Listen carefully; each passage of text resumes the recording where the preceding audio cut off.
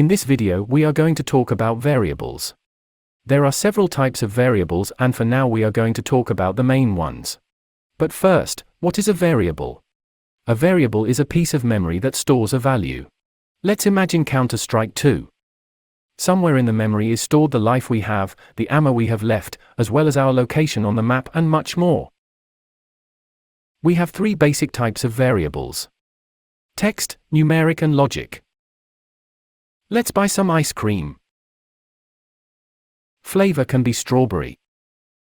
And since we're hungry, let's order 2. The price of each ice cream is $1.70.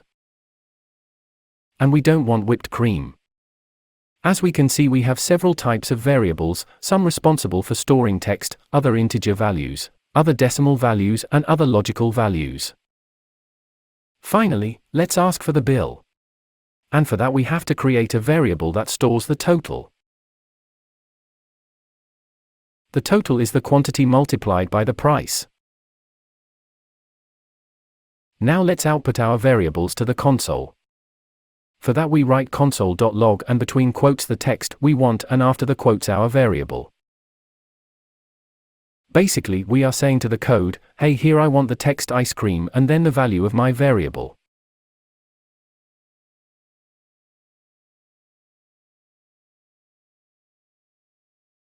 Today I'm lazy, so let's copy. Our price. Our chantilly. And our total.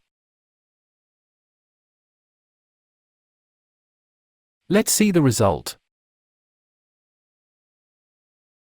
Inspect element. And here it is.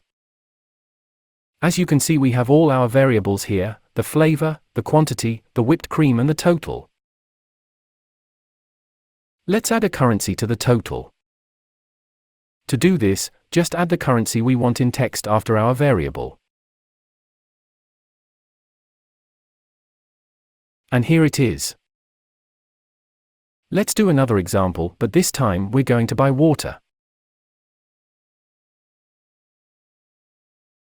Our drink will be water. Let's buy just one. The price is 0.70. Let's get some fresh water. And our total. As you can see, we have to name the variables with another name because we have already defined them with this name before. Later in this series, we will talk about the scope of variables and their importance. As before, we will write console.log and then the text we want to output plus our variable.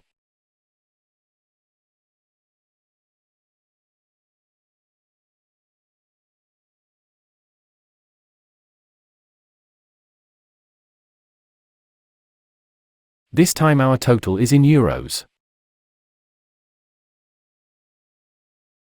Let's add a line to serve as a separator between our two examples.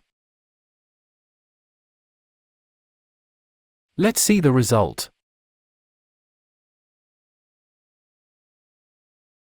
And here are all our variables. Before you go, I have a mini quiz to test what you've learned. Do you think you can get them all right? Here goes.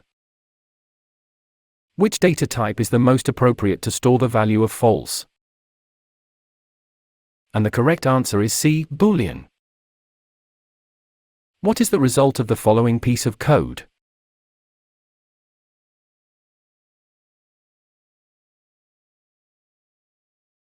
And the correct answer is B, 205.